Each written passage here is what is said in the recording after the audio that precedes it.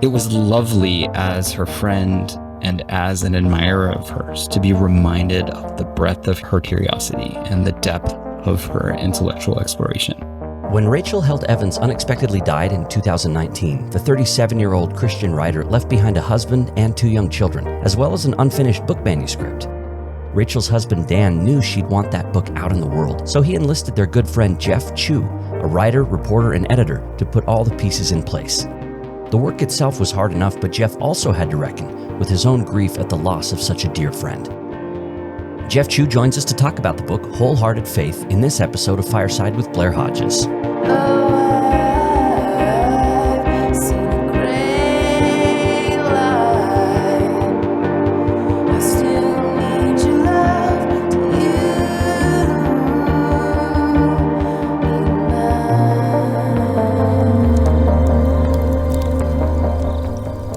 Jeff Chu, welcome to Fireside. It's really great to meet you. Thanks so much, Blair. Before we get to some heavier things, I thought we'd start off with a little controversy from the beginning of this book, Wholehearted Faith. It's about reading introductions. So Dan, who is the husband of the late Christian writer Rachel Held Evans, says that he once confessed to her that he usually skips book introductions, and she was horrified by that. And even though now in this book he's promised to read introductions, including yours, I was disturbed by that. So I just wanted your take, and whether you, Jeff Chu, ever skip introductions. What are your thoughts about that? I do not skip introductions because I think they are integral parts of the book. And I also was scandalized when I read what Dan had to say about introductions. And I get it, right? His point might be, why don't you start with chapter 1?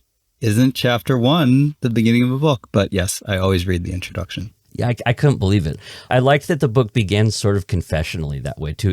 You know, to be kind of serious about it, it was kind of beautiful, right? To see him directly addressing her at the beginning of the book in a way that showed kind of their love and humor. It really gave some good insight into their personal dynamics. So did Dan propose putting that in there, or how did that become part of the book? Dan wrote whatever he wanted to write. It was important to me and to the publisher that we not pretend that Rachel was still alive, right? Yeah. And it can be tempting with a book to just dive into her voice as if she were still here. And we didn't want to do that. This had to be grounded in the reality of how it was put together, which was posthumously. Yeah. So it felt like Dan, as the steward of her legacy, as her husband, as her widower, would have the first say and would be the reader's first companion into these pages. So that was really the point of that. Yeah, it was beautiful. Let's now go then to May of 2019. And I actually remember exactly where I was when I heard the news about Rachel's death. I was in a Utah state park called Goblin Valley camping out with my family. And I knew about Rachel because, you know, she was a prominent Christian voice online, maybe an unexpected one, being a white woman from the American South who often spoke against racism and sexism and misogyny and homophobia. So I've been following her on Twitter and reading her blog and heard that there was some like serious health complications. But, you know, she was around my age. She had 2 young children. So I did not see this coming. And I was just stunned when I saw the announcement that she had died. So take us back to less than a year before COVID, right? What it was like at that time, what you remember about it. Look, nobody expects someone to die when they're 37, especially without much warning. This wasn't cancer. This wasn't some long illness. It wasn't something that her family or friends could really prepare for. And I think the grief was maybe more profound because it was so shocking that a young mom and wife, someone who still many of us believe had the best work ahead of her, even though she had written already such great things, many of us believe she still had so much more to write, that suddenly she wouldn't be here anymore. There are some days when I still look back at our text threads on my phone. She's still on my phone. I'm not going to delete it. Yeah. And I fantasize that I might see 3 dots and that I might hear from my friend again. Because it's hard to believe, right? It's hard to understand. I couldn't wrap my head around it then. And I still, in some sense, can't wrap my head around it now. It's a unique kind of loss. I haven't lost anyone that close to me around this age. I've lost people who are close to me. I've lost a parent and other people that I've loved, but to lose someone that's basically a colleague, a friend, I haven't had to face that. And you were there. You actually got to be in the hospital where you talk about in the book saying goodbye, and that you felt just profound grief and gratitude at the same time. I think grief is often an expression of gratitude and love, right? You grieve hardest the things you cherish the most. If I didn't care about Rachel, maybe intellectually I would have grieved, because objectively it's sad for two kids to grow up without their mom. Right. But I felt the grief that I felt because Rachel was such a tremendous presence in my life. It makes me think of that. Maybe this is sort of cheesy. I'm not big into the Marvel movies, but I watched WandaVision, and there's this line that has stuck with me where one of the characters says, "What else is grief but love persisting?" And that's just a beautiful, that's what I hear in your words, is this idea of the grief being a manifestation and a witness and a product of, a result of love. I think that line has resonated with so many people because I've seen it quoted over and over on Twitter and Facebook, because it rings true for so many of us, right? Saying goodbye to the person we love, or the dog we love, or the place we love, it doesn't entirely ever disappear, that grief. It stays with you, because the love doesn't just disappear when you have to say goodbye to the person or the pet or the place. And there is something true about the perseverance of that love. In some sense, I hope I will always be grieving, not in the same way, right? But I hope I'll always be grieving, because I'd never want to forget how special that friendship was. How did that friendship begin? It was really Rachel's doing. I was a journalist in New York working at Fast Company magazine. I really didn't have much awareness of the Christian blogosphere or the world that Rachel inhabited. And in 2013, my first book came out, and it was about my personal quest to interview a whole bunch of people across the Christian theological spectrum and figure out how it was that under this one religious umbrella, there could be so many varying perspectives on homosexuality. And 3 months before the book comes out, my publisher gets this email from Rachel asking, "How can I help?" I didn't know who she was. A friend of mine who worked in Christian publishing said to me, "Rachel's a really big deal. She was on the Today Show and on The View." And I'm like, okay. So it was on that friend's recommendation that I wrote back to this total stranger. And that was classic Rachel, her generosity in reaching out to someone she didn't know personally to offer her solidarity and her support. That's what she did over and over and over again, far away from Twitter, far away from any attention. She just wanted to help people. And we'll talk more about Rachel's role in amplifying voices a little bit later on. But before Rachel died, she'd been working on this manuscript we mentioned earlier called Wholehearted Faith.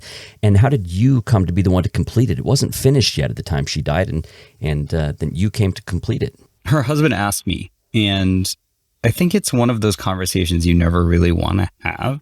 As remarkable an act of trust as it represents, right? Because to put your partner's work in someone else's hands is a wild gesture of belief in that other person. And writing's really personal too, right? Like writing is so intimate. And Rachel's writing in particular, because so much of it is memoir based. She weaves her personal narrative and her life experiences into everything. That's a really hard ask, but it's also a hard thing to say no to. Did you think about saying no? Like, did you really think? Of course. I wanted to say no. And Rachel was a really hard person to say no to. And that's what it came down to. There were numerous occasions when I wouldn't want to do something and she felt like I was the right person, whether it was to give a talk or to teach her at a writing workshop. And I would come up with every excuse, because I actually, even though I'm having this conversation with you, I'm a writer. I don't love talking. I've never loved talking. I'm a super shy introvert. And sometimes that comes across as aloofness, or some people might read it as arrogance. It's just shyness.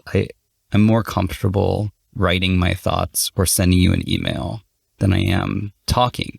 And Rachel was like, no, you're going to do this. You're a good teacher. You're a good preacher. You're a good speaker. And it was kind of a waste of my time and hers to put up a fight because I knew she would win in the end. And honestly, it sounds kind of weird when I say it, but let's say the theologies are true that believe that we're going to meet the people we love again after death. Let's just assume, for the sake of argument, that they're true. Yeah, I'm a hoper. I am too, but I don't know. But assuming they're true, I can't fathom dealing with Rachel if I had said no. But it's also a terrible yes, because it meant I spent, 2 years in some form working on my dead friend's book, having to confront the reality of her death every time I sat at the computer to work on it. Right. So not just the practical difficulties of figuring out what to include, channeling the voice, feeling like you're being faithful to the sources and all that, but also the emotional weight of kind of having to be present with her through a time of just deep mourning. All of those things. It's practical and emotional labor. Writing your own words sucks enough as it is. Yeah. At least for me. Yeah. Even though I'm a professional writer, words don't come easily. I'm not one of those people who just sits down and vomits 10,000 words onto the page. Writing can be excruciating. It can be beautiful and lovely and liberating, but sometimes, some days, it is painstaking. And to have to do it because your friend can't do it herself adds an extra layer of emotion to that kind of work that I honestly hope nobody ever has to experience. What did your process day to day look like? You were confronted with an unfinished draft, basically. Oh, and I also wondered if there was ever talk of, let's just put out what she finished. Like, so was there that talk? And then also just what did your process look like? It was an unfinished draft. It wasn't long enough to constitute a book.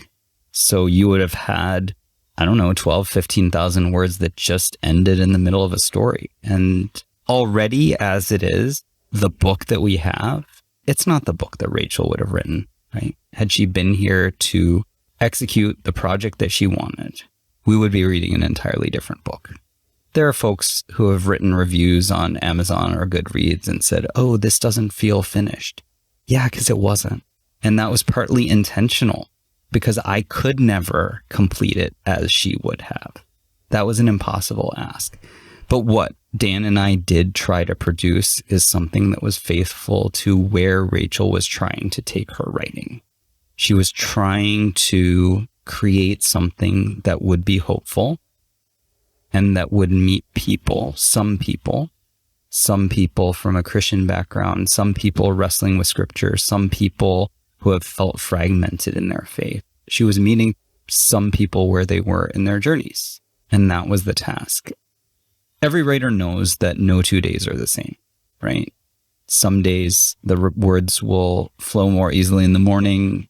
Some days, even if you are like I am, a better writer in the morning, the afternoon turns out to be not as bad as you thought it would be. So I can't tell you what a typical day looked like because there was no such thing. I can say that for the first 6 months, I barely wrote a word because it was so excruciating to sit at my computer. Dan gave me access to her hard drive, and I would just go through the files that I had, random notes that I found, and I would grieve, and I would read, and I would learn more about my friend, and I would try to process that information. And there was very little writing that happened, but sometimes you are writing even when there are no new words. When you were laying it out, did she have kind of an outline of the scope of the book, or how did the chapters come together? I felt like earlier on in the book, there was, I liked the entire book. I felt a little more cohesion early on. I actually liked the overall shape of the book in the way that the arc went over time, because I felt like that was really appropriate for the context of the book. The fact that the author had died and this was we're almost getting Rachel at a distance. I think it was completely perfect for what the book is. But did she have a layout that you followed, or were you stuck with an actual table of contents, or were you able to pick chapter names and stuff yourself? Yeah. So for folks who don't know anything about this book, there's two sections. One is the same title as the whole book, Wholehearted Faith. And I think that's 6 chapters. And then the rest of the book is a collection of essays that are loosely related, but don't flow one chapter to the next like the first half does. So the first half is truer to her original outline. The problem with the original outline that I had to work with was some chapters were just one word. So there would be one word that said gratitude. Well, what do I do with that? Wow. And the goal of my work was never to write as if I were Rachel. So I don't think it's entirely accurate to say that I wrote a lot of this book. I took on more of an active editor's role, cobbling together what I could, filling in blanks, smoothing things out, and working with the material that I had. I didn't feel comfortable, certainly inventing anecdotes about her life. Every personal anecdote you read in this book is something that actually happened in Rachel's life. Yes, there are details that Rachel's sister or her dad helped provide, but my job was not to invent anything. It was to finish something that she had started.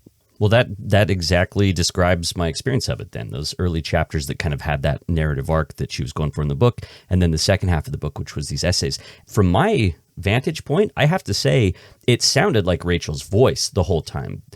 If I had to do some documentary source criticism and find out where is Jeff's words, where is he doing things, I couldn't do it. The voice itself was very consistent, and I think that's a tribute to the work that you were able to do in weaving together the sources that you had. So I felt like it was really well done.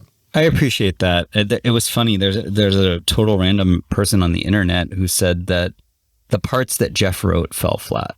And I was like, you don't know me. I don't know you. I would love to know which parts those were.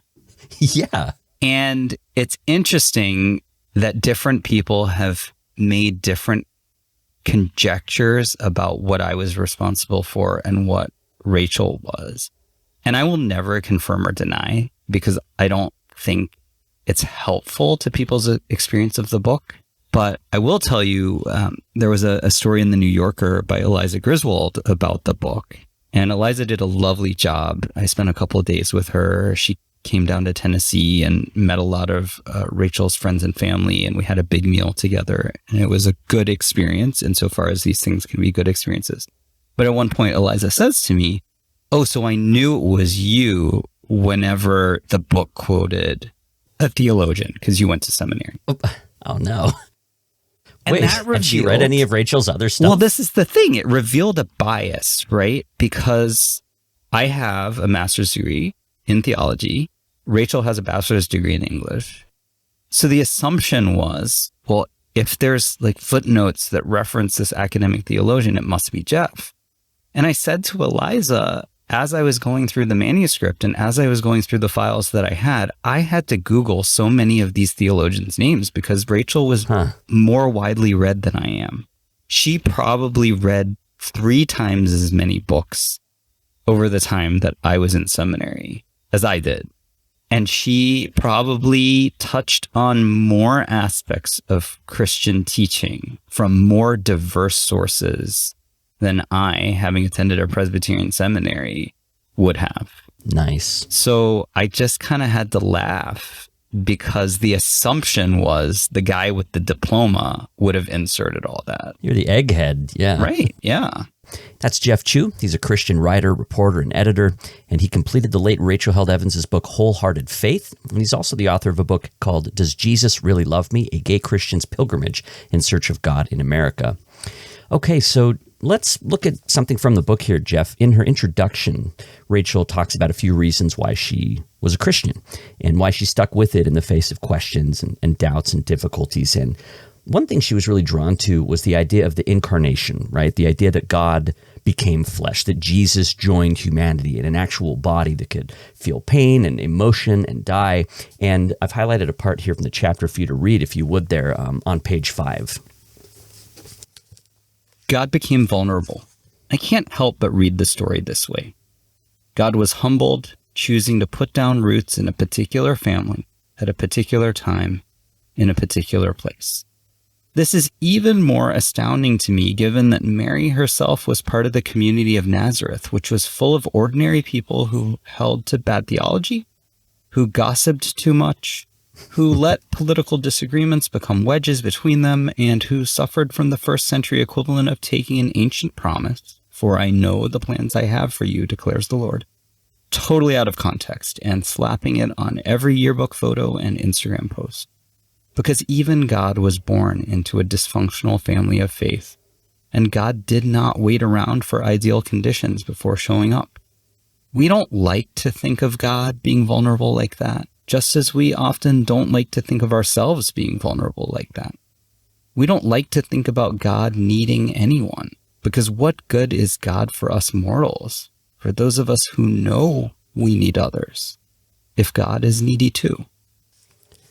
So she's talking about why I'm Christian. She gives the example of the incarnation. And I just wanted to hear your thoughts about giving reasons like this. If this is something that you're drawn to in your path of Christianity, to kind of give these reasons that explain why one is a Christian. I think Rachel might have been a little more interested in giving her rationale for her faith than I am. I am probably more in the school of just wanting to live my life and hoping that some of my reasons show up through my actions. That's not to say Rachel's rationales didn't show up in her actions. They did. But we also come from really different social locations.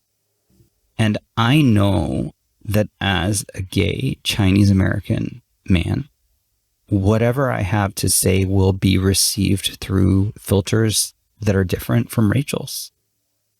My voice won't be heard in the same way. My voice isn't valued in the same way in the United States in 2022. That's just the reality of our society.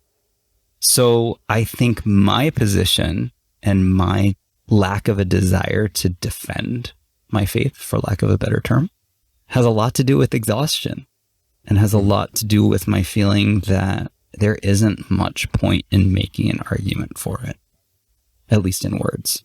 I mean, that seems like vulnerability right there. You're coming from a position of vulnerability in a way that makes you testify in different ways than Rachel did. And you point out what people might say is an incongruity there, that there's this white woman from the South, and here she's having her book finished by a gay Chinese American. And I actually don't know where you're from. Are you from Pacific Northwest, or where are you from originally? I'm from California originally. Oh, California, nice. So yeah, these are very different people, and I'm just interested in how you wrestled with that as you were doing the book. This book was not about me. This book was Rachel's, and I spent enough time with her family to have a sense of the world that she came from. I'm a journalist by training, so my job, from the beginning of my career, it was instilled in me that my job was to fairly represent, as best I could, through deep research and empathy, the lives of the people that I was writing about. So the work that I did on this book was as much a work of journalism about Rachel as it was anything else. And I think I couldn't have done it without that journalistic training. I had to listen to her dad. I had to listen to her husband. I had to listen to her sister. I had to observe the world of Dayton, Tennessee, as best I could as an outsider, and integrate that with whatever she had already observed herself. I see that as a kind of incarnation with a lowercase I, this taking a perspective, entering into a different perspective with, as you said, just thought and empathy. And so, yeah, I think it's appropriate to kind of see a mini incarnation there that you had to do. I've never thought about it that way. I think one advantage that many folks who come from marginalized backgrounds, who have some kind of marginalized identity, whether it is disability or sexuality or ethnicity or even socioeconomic class. Sorry about my dog barking in the background. Many of us who come from marginalized backgrounds have to read the room in a different way. We have to understand what the social dynamics are. We have to understand what the tensions are, because we don't get the privilege of navigating the world as if it's ours, as if we belong. Rachel understood some of that as a woman growing up in evangelical Christianity. A woman who was not supposed to speak as she spoke. A woman who ended up being called Jezebel so many times because she dared to confront people who had titles and offices and formal institutional power. I think she understood a little bit of it insofar as she could as a white woman. It certainly comes through. That's definitely a theme that we see a couple of times throughout the book. And Rachel expands on faith and vulnerability in the first chapter of the book. It's called On the Days When I Believe. And the chapter title itself implies that there are days when she doesn't believe, right? And one of the things I think that resonates with a lot of her readers is her willingness to explore that kind of uncertainty. And did that resonate with you in your own personal experience of Christianity? That idea of, on the days when I believe, meaning there are also days when I don't. Yeah, that was an area of profound agreement between Rachel and me. I have experienced seasons when I've been in church every Sunday and seasons where I would not have entered a church at all. That's been a reality of my journey, as I'm sure it is for so many other people. There have been times when I've been almost certain, I won't say completely certain, but almost certain that God exists. And there have been times when I've tried to convince myself that God doesn't exist. Either way, I think it's human nature to want certainty. But it's also a reality of the world that certainty will always be beyond us. I think the trouble comes, at least here and now, from the truth that certainty has been an idol for so many people. And I name it that. I name it a false god because ultimately our reliance on certainty, on human certainty, will always disappoint us. There's always going to be an element of uncertainty in faith. There's that place in one of his letters where Paul writes, we fix our eyes not on what is seen, but on what is unseen. So how do you fix your eyes on something that's unseen? That's weird. Yeah. That doesn't make any sense. And I think what he's getting at is that we have to search and we have to question and we have to probe and we have to be curious. But so many of the things of faith will always just be a bit beyond our senses and our faculties and what we can completely comprehend in this life. We have to come to terms with that and make peace with that. And I still struggle to do it some days, and Rachel struggled to do it some days. My personality is such, and my training as a journalist is such, that I want more information. I want my data to be reliable and clear. Yeah, give me the sources. Yeah. Give me the evidence. I want to be able to construct an understanding of the world that's unshakable. And yet, I have to confront the reality that I'm human, and so is everyone else. So I'll have questions, and I'll have doubt, and you'll have questions, and you'll have doubt. And we'll all have to confront the limits of our own understanding. And we're all invited to humility about that because we're human. It certainly resonates with me. You mentioned that there were times when you wanted to convince yourself that God doesn't exist. And I don't think I've really experienced that. What does that look like? When you're told that because of some aspect of your identity, you are damned to hell by a God who refuses to love you and might even hate you, wouldn't you want that God not to exist? Yeah, I don't want that God to exist. Yeah. So that's the God that a lot of the formative folks in my early life believe in. That's the God that some folks I still count as friends and family still believe in. I don't think I believe in the same God. When it was an either or equation, when it was that God or none, I would prefer to choose none. But over the course of my adulthood, I've gone back to scripture. I've had friends come alongside me. I've had preachers tell me a different story that is good news of a God who is love, of a God who embodied love, of a God who is not punitive in that way. And maybe, just maybe, through those stories, I was able to start piecing back together faith in the possibility of a different God. Well, I really appreciate you going there and talking about that.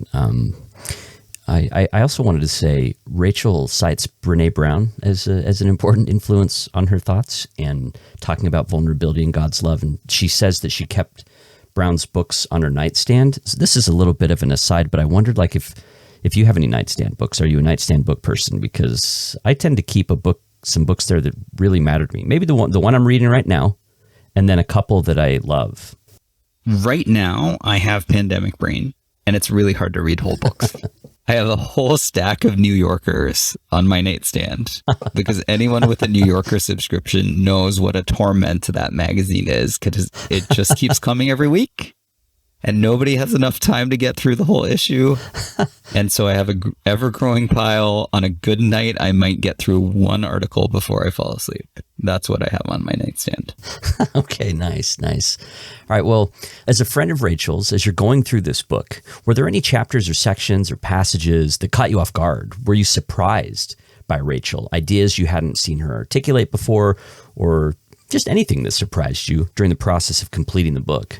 There was one section not far off from that little excerpt I read about God becoming vulnerable, where she writes about God shrinking down to the size of a zygote implanted in the soft lining of a woman's womb, God growing fingers and toes, God kicking and hiccuping in utero, God inching down the birth canal and entering this world covered in blood, perhaps into the steady waiting arms of a midwife, God crying out in hunger, God reaching for his mother's breasts, God totally relaxed, eyes closed, his chubby little arms raised over his head in a posture of complete and total trust, God resting in his mother's lap. That litany of a newborn Jesus's actions, that surprised me. I had never imagined the details of the nativity story in such visceral form. So it was really the surprise of encountering prose that I'd never encountered before from anyone. And that's a gift of any great writer, right?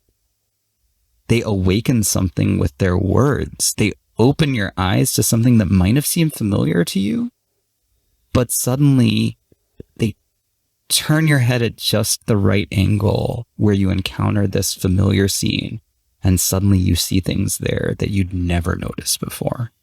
That was probably the most surprising thing, was hitting different paragraphs where I would understand something theological or something scriptural like that. And even though I grew up in the church, and even though I've gone to seminary, and even though I've sat through countless sermons, suddenly it crystallizes in a new way. I think every book by any author should show the world something new of their mind and heart. And I think even longstanding fans of Rachel's will find something in Wholehearted Faith that builds on her previous work. I guess I also wasn't necessarily surprised by this, but I did learn more about how thoughtful and well-read Rachel was, as we've already discussed. Right? It was lovely as her friend and as an admirer of hers to be reminded of the breadth of her curiosity and the depth of her intellectual exploration. I love that.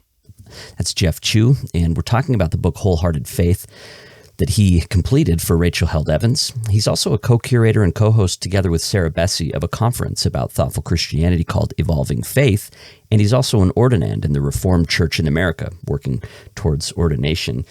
Jeff, you touched on this a little bit earlier, but I wanted to go into a little bit more detail about this. One of the things that made Rachel so widely known is how she could articulate questions that a lot of Christians have as they develop in their faith. And she spends a lot of time in this book addressing the question of total depravity, the reformist Christian thinking about how humans are basically just utter garbage in the eyes of God comparatively, and that everyone everyone deserves condemnation except for the elect, the people that Christ intervened for. And I also noticed a common theme in your first book, Does Jesus Really Love Me? That as a gay Christian, as you said, you were often told that being gay was part of that depravity, right? Part of this fallen nature. And so let's spend just a little bit more time with that and how you've come to see that in a different way while still being Christian. Because an easy path would be to say, if that's Christianity, then I'm out of here. You're telling me that something that matters to me this deeply and that is such a present thing in my life is horrible. So talk about that a little bit more, if you would. Yeah, so depravity is, at least according to most people, a key part of Reformed theology. So it would seem like a puzzle that even though I grew up Baptist, I would end up in the Reformed Church. What you described as total depravity, I would say is a caricature of total depravity. There are definitely more conservative folks who would accept that definition and even embrace that definition. What I've come to understand it as depravity is the teaching that there's nothing on this earth that isn't somehow tainted by sin. That doesn't mean sin has completely erased the good in everything, the beauty of God's creation, but there's nothing that isn't touched by death. There is nothing that isn't somehow marred because of human wrongdoing. So I would say that's a gentler way of looking at depravity. I would never describe us as utter garbage. And I've actually talked about the fact that, John Calvin, who's one of the giants of Reformed theology, one of the founding fathers of Reformed theology, he writes extensively about the lowliness of man as being nothing but a worm. But he didn't understand the power of worms. He didn't understand how much goodness worms do in the soil. And as I've learned more about that, I was a farmhand during seminary because my seminary had a farm, and I got to see the magic that worms participate in the soil and in the compost pile. And I realized that John Calvin was kind of full of shit when it came to worms. And maybe to say we're nothing but a worm is actually an invitation to participate with other creatures in turning what's bad in this world into the stuff of life. I just signed up for a compost service here in Grand Rapids where I live called Wormies. And their whole deal is to harness the power of worms to take all the stuff that I don't want from my kitchen. And then every 8 weeks they deliver good soil. So maybe John Calvin got it wrong. And maybe a lot of these folks who have given us a caricature of total depravity have gotten it wrong. And maybe, yes, this world is tainted by hate and sin and bad deeds. But that can also be an invitation for those of us who are hopeful to bring love and honor and goodness. That's how I see Reformed theology. I appreciate that because I grew up with the caricature of Calvinism. I had encountered people like John Piper and others who, and people who had criticized my own faith, Mormonism, from a standpoint of this very hard-line tulip doctrine. And it wasn't until I read a book called Predestination by Peter Thewson, I think it's pronounced Thewson, where he put the development of Calvinist theology into its historical perspective, and I realized that the caricature I had was incomplete, and that there's actually a pretty broad array of beliefs within or underneath the Calvinist umbrella. And what you just did theologically there of talking about that, yeah, okay, we're worms, great. But it could also be, let's relook at what we think about worms. And I really appreciate that. I think it's easy to caricature Calvinism. And it was Peter Thewson, and also Marilyn Robinson was the other person who, she loves John Calvin, and that was a puzzle to me. So I was like, I've got to figure out what's going on there. So I appreciate you offering and kind of showing that a diversity of thought exists within the Reformed tradition, and there are different perspectives that people can take on that. So thank you for that. I really appreciate that. So Jeff, in an earlier interview that you gave about this book, you said that that you're mindful of how annoyed Rachel would be to the extent that people would elevate her to some kind of heroine status for making her out to be some kind of saint. And you said, in my mind, I can hear her yelling, "Jeff Chu, stop it." So I wanted you to expand on that a little bit more about the pitfalls, the possible pitfalls of elevating public figures and what it's like to be kind of a public figure, or at least to be proximate to one. Our society loves celebrity, and I don't get it. We're constantly looking for heroes, and there's something dehumanizing about that because we don't want our heroes to have flaws. We don't want our heroes to make mistakes. We essentially don't want our heroes to be human. We want superhumans, and that's not honest. Rachel never wanted to be famous. She never wanted to be a celebrity. One of the most refreshing things about her was that there was no pretense. The person you encountered on a podcast, the person you encountered in the pulpit, if she was a guest preacher, was the same person you encountered at her dining room table in a text thread. Yeah, you might get different glimpses.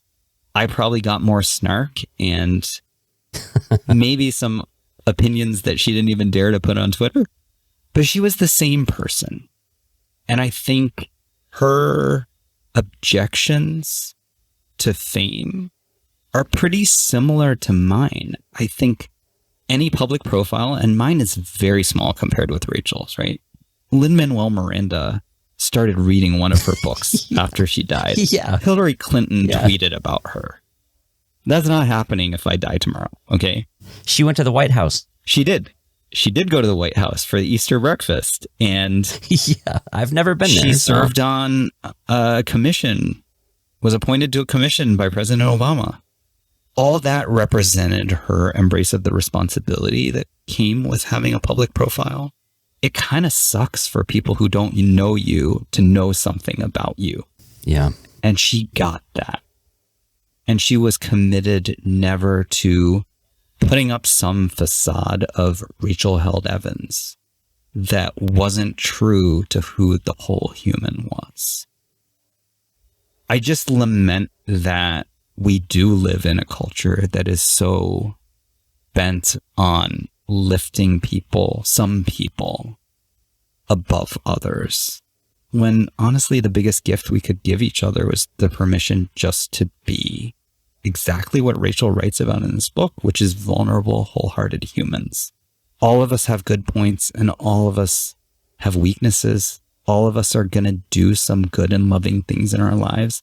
And all of us are going to make some serious mistakes. Yeah, I like that quote from, his name is escaping me right now, who wrote Just Mercy. Oh, Brian Stevenson. Where he said, Brian Stevenson, thank you.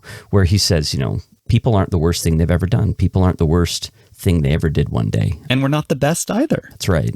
We're not the best thing we've ever done. We're not defined by either the best or the worst. I think if we can widen the lens and see the scope of the beauty and the ugliness that one life can contain, and the fact that there's grace for that, I think we'll be better off. Okay, well, I kind of set you up with that question because in the introduction of the book, you say that you and Rachel definitely didn't agree on everything. So this was also a way to kind of segue into something where you maybe disagreed with Rachel. I wanted to know what a disagreement looks like and then how you navigated it in light of completing the book. You already said, this wasn't your book. So I recognize that, you weren't trying to inject your theology into it or anything, but what were some disagreements and then how did you navigate those? Look, the public record is clear. Rachel was a white Southerner who grew up in Bible churches and became an Episcopalian. I am a gay Chinese American guy who grew up Baptist and ended up in the Reformed Church. People can read between the lines. I would prefer not to publicly discuss any of the ideas that I might have disagreed with in this book. It is kind of interesting to me how many people have homed in on that one sentence in the intro, because I wonder what it says about our society and its fixation on disagreement rather than shared values. Why is the conflict the catnip? I won't talk about our disagreements publicly. It makes for good podcast interviews. Sometimes. Yeah, sometimes. I won't talk about our disagreements publicly because Rachel isn't here to have the argument. It doesn't seem right or fair to her. This is her book, as I said, as you noted. It's not my place as the person who facilitated its completion to push back against anything in there. Also, she's my friend. I don't think it honors her memory, right? I will name one major disagreement I have with her, and that is her inexplicable, some might even say sinful, allegiance to the Alabama Crimson Tide. I think it's morally indefensible. You can Google all the evidence. It's all there. I just think it's wrong. But I loved her anyway. See, and kudos to you for your grace extended to I Rachel struggle with for it that. some days still. Nice. Well, I'm glad to see that you're working through it. That's important. Let's talk about a commencement address that Rachel talks about in the book in a chapter called The Steady Work of Living Water. I love this part. She revisits a commencement address that she delivered at the end of her undergraduate studies. So she's looking back in time, and now she's cringing. And who hasn't written something or said something years ago that they now look at and just shake their heads? Basically, she was telling the students that now that they were graduating from their good Christian school, they were going to go out to the wicked world and save it and teach them about God. And now, looking back, she says she wished she could have also recognized that it would have been important to tell those students to let the world change them too. So there's an excerpt from this chapter that I asked you to read here. I'm looking at page 112 there at the bottom. I thought the world was essentially a giant patch of weeds, and we, the faithful class of 2003, the weeders. We have seen that there is certainly evil in the world, and so many varieties of fear and hate, bigotry and prejudice.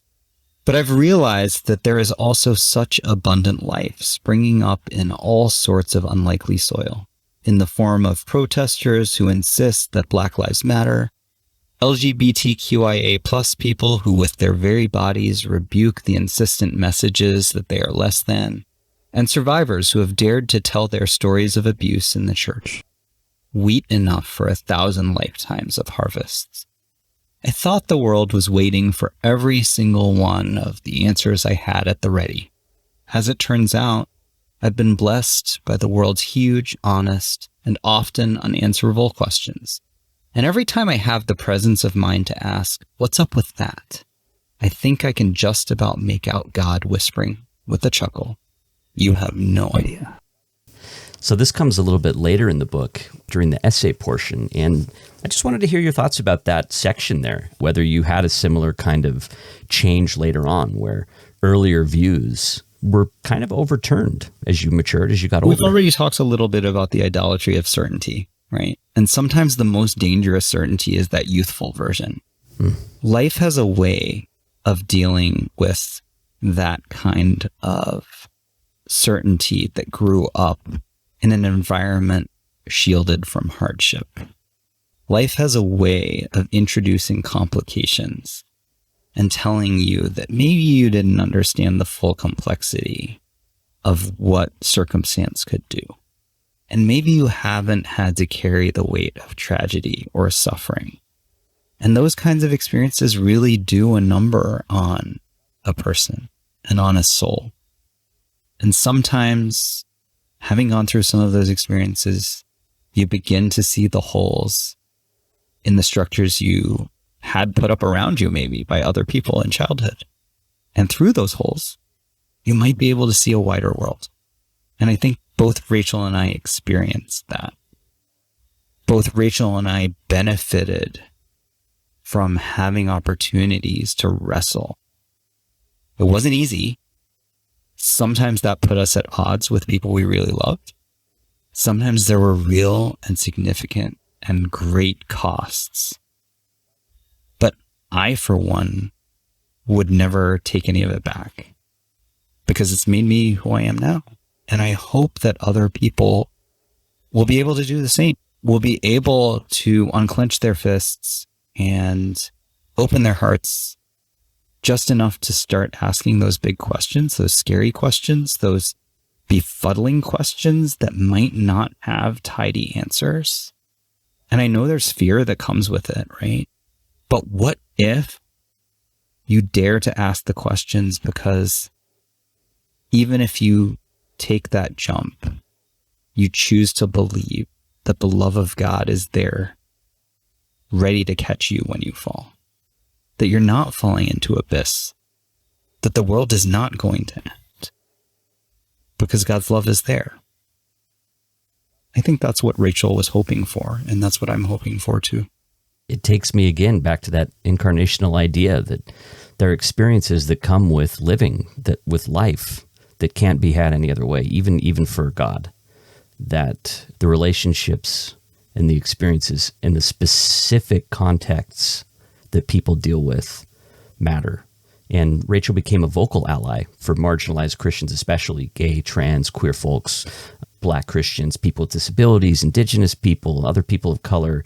And so I mentioned this earlier, but I just think it was so fitting that a woman who really did try to give voice to marginalized people was amplified in her final book for adults anyway. There's some children's books, things going on, but that this final book at least was given voice by Jeff Chu. I think that's a beautiful thing. And I'm glad that you said yes to doing the book. Thanks. Most days I am too. All right. Well, at the end of the foreword, here's a quote from you. You say, "As you read these words, I hope you will not just hear, but also feel Rachel walking alongside you, probing with her characteristic curiosity and listening for the questions that dog you on your own journey." And Jeff, I just wanted to say that there were times when, in reading this book, when I did feel like Rachel was right there, like her voice was there. There were even times while reading it that the tragedy of her death just seemed to recede completely to the background. And I really appreciate you doing the emotional work that it required to do that. And I wondered if you felt that presence as well as you were completing the book. I think it was a little bit different for me. I got a question one day from a reader wondering whether I felt Rachel's presence like that of a ghost at any point. And I'm like, no, I did not. She was not. No spooky ghosts. No spooky ghosts. Rachel is not haunting me from beyond the grave. I think it's different because she had been a steady presence in my daily life. Interesting. I'll be honest. I didn't even read all of her books before I started this writing process. And maybe I shouldn't say that. Maybe that makes me a disloyal friend. But this is the reality when you have a lot of writers as friends. Yeah, there's a lot of stuff to read in writer friends, yeah. I hadn't read all of her work. I had to catch up. I had to give myself a crash course and do the remedial training, right? I experienced Rachel. I was lucky enough to experience Rachel through text messages and emails and phone calls and lunches and dinners and time spent in her living room, watching her rock in the lazy boy that she was so proud she got on clearance from the factory outlet. So she was present to me through my memories, through the echoes of the laughter that I've been trying to hold on to, through the text messages and the emails that I've gone back and read. That's how I felt her presence, and that's how I would recenter myself sometimes. That's Jeff Chu. He's a writer, reporter, and editor. He completed the late Rachel Held Evans' book, Wholehearted Faith, and he's also author of the book, Does Jesus Really Love Me? A Gay Christian's Pilgrimage in Search of God in America. Okay, Jeff, we're just going to take a quick break and come back for one more question. It's the best book segment, so I hope you brought a good recommendation, and we'll be right back after this. Hey, this is Blair Hodges, and I'm just stirring the logs a little bit here, keep the flames going a little bit longer for the rest of this discussion, but it's also time to check out a review that we just received. This one came from T.O. Craig. This is on Apple Podcasts. T.O. Craig gave us a 5-star review and says, I'm just finishing up the first episode of the new season. I really enjoyed the interview with Ayala Fader. I wasn't sure how interested I'd be in a discussion about ultra-Orthodox Jews, but it was fascinating. Thank you for that. I was also fascinated by it. It's, I hear this sometimes where people say, I don't know how interested I'll be in this particular topic, but then, they give it a try and they end up liking it a lot. So that's a real compliment. And I hope it encourages people to listen to as many episodes as possible, even if maybe the subject doesn't seem to resonate. But I think that in some way, all of them can resonate with just about anybody. So if you haven't listened to other episodes of Fireside, this is a good reminder, a good recommendation from T.O. Craig. And who can question T.O. Craig? It's T.O. Craig. So give the other episodes a shot. All right. Thanks for that. And to anybody who hasn't yet rated or reviewed the show on Apple Podcasts, I invite you to do that. It's really helpful. Just look up the show on Apple Podcasts and then scroll down a little bit. There's a rating and review area. Thank you so much to everybody who's rated and reviewed the show, and that's a really great way to support the show. All right, let's get back to the interview. It's Fireside with Blair Hodges, and today we talked with Jeff Chu, who finished the book Wholehearted Faith that Rachel Held Evans had been working on before she died in 2019. And he's also the author of a great book, Does Jesus Really Love Me? A Gay Christian's Pilgrimage in Search of God in America. All right, Jeff, it's time for Best Books. So what did you bring to recommend? I brought Min-Jin Lee's book, Pachinko. It is an award-winning novel about 4 generations of a Korean family. It is a rich testament about relationship and religion, secrets and sins. Pachinko is at once an epic story and a deeply and powerfully intimate one. Min-Jin Lee draws you into the lives of these characters, but more than that, I think she invites us to ask big questions, just like Rachel does, about our own conceptions of family and belonging. And she does it in such a hospitable and compelling way. It's funny that this is a fiction book, and I just wonder about your thoughts about reading fiction. I've tried to ramp up my fiction reading. I used to read almost exclusively nonfiction for years, and I'm trying to read more fiction now. So how is the ratio for you? Do you tend to read more fiction for fun, or what's the ratio like? It depends on different seasons. There are years when I would say it's 70% fiction, 30% nonfiction, and then there are years when that ratio flips, and there's no rhyme or reason to it. But I will say that sometimes, often, a good novel is just as true as a nonfiction work. It's emotionally honest. It is historically accurate. It paints a picture of humanity and the complexity of our inner lives in just as compelling a way as a good nonfiction book can. It's just as true. I think in some ways it can be more true in the sense of, I guess memoir can kind of get at this, but the author's in control of the hearts and the feelings, right? So we can get a view of interior life from fiction that we really can't access in nonfiction in the same way. So yeah, I've certainly experienced that. But bad fiction is super, super bad. What's the worst? Give us a bad book real No, quick. I'm not going to do that. No writer would dare to throw another writer under the bus on air. Okay. Well, Jeff, thanks for that recommendation. There will be a link to that book, Pachinko, up on firesidepod.org. That's Jeff Chu, and today we talked about Wholehearted Faith. Jeff, this was a real treat. Thank you for doing this and spending so much time with us on Fireside. Thanks so much for the invitation. Fireside with Blair Hodges is sponsored by the Howard W. Hunter Foundation, supporters of the Mormon Studies program at Claremont Graduate University in California. It's also supported by the Dialogue Foundation, a proud part of the Dialogue Podcast Network. All right, another episode's in the books. The fire has dimmed, but the discussion continues. Join me on Twitter and Instagram. I'm at PodFireside, and I'm on Facebook as well. You can leave a comment at firesidepod.org. You can also email me questions, comments, or suggestions directly. The address is blair@firesidepod.org. And please don't forget to rate and review the show in Apple Podcasts if you haven't already. Fireside is recorded, produced, and edited by me, Blair Hodges, in Salt Lake City. Special thanks to my production assistants, Kate Davis and Camille Messick. And also thanks to Christy Franson, Matthew Bowman, and Kristen Ulrich Hodges. The opening theme song is called Great Light by Deep Sea Diver. You can check out that excellent band at thisisdeepseadiver.com. Fireside with Blair Hodges is the place to fan the flames of your curiosity about life, faith, culture, and more. See you next time.